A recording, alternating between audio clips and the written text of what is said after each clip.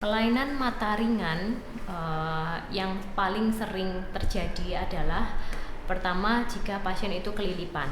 Kelilipan itu baik kelilipan apapun, misalnya saat berkendara terus lupa menggunakan helm yang menggunakan tutup atau kacamata pelindung. Terkadang ada beberapa yang sering kelilipan dengan hewan yang masuk ke dalam mata. Bagaimana penanganan pertama pada kasus-kasus seperti ini?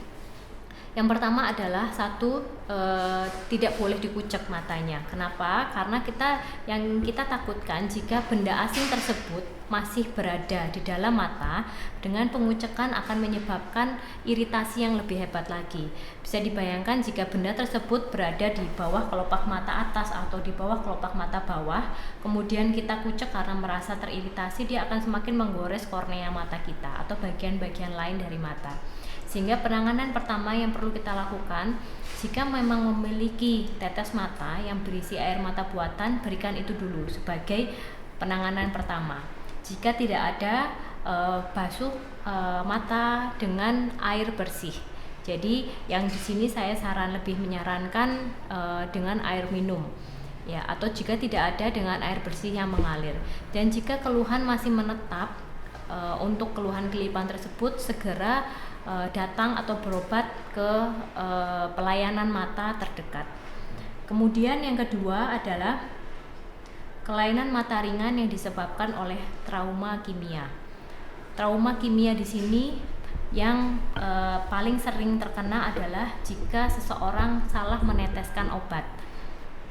Yang saat seseorang itu salah meneteskan obat yang dikira obat mata, misalnya diteteskan adalah jenis obat kumur ataupun untuk yang penghilang sariawan. Itu juga sering pasien-pasien situ juga banyak datang ke klinik-klinik mata.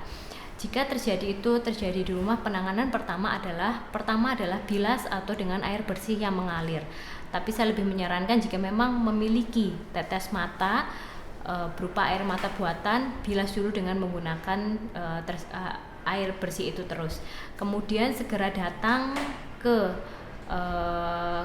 pelayanan mata terdekat.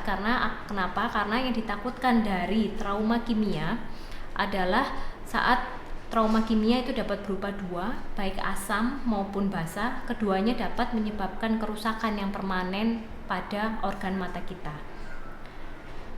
Kemudian kelainan ringan yang terakhir adalah buram untuk melihat jauh atau dekat. Jika seseorang buram untuk melihat jauh, bisa terdapat dua hal, yaitu bisa terjadi suatu kelainan refraksi atau kelainan kacamata, ataupun terjadi karena adanya suatu gangguan pada mata, yaitu berupa infeksi yang mengganggu sinar itu masuk ke dalam. Saat seseorang pertama kali memang tidak memiliki riwayat kacamata akan tetapi mengeluh buram, sebaiknya jika buram itu memang sudah sangat mengganggu, sebaiknya adalah segera diperiksakan. Kemudian jika terjadi buram tersebut disertai dengan gangguan mata merah, berarti kemungkinan terjadi suatu infeksi yang menyebabkan adanya gangguan juga di selaput bening mata atau kornea. Ini juga tidak boleh dilakukan pemberian obat sembarangan yang kita beli sendiri di apotik, karena pada beberapa obat jika infeksi pada kornea ini obat tersebut dapat menyebabkan perluasan infeksi pada kornea mata kita, sehingga untuk keluhan buram pun tetap sebaiknya segera periksakan ke pelayanan mata terdekat.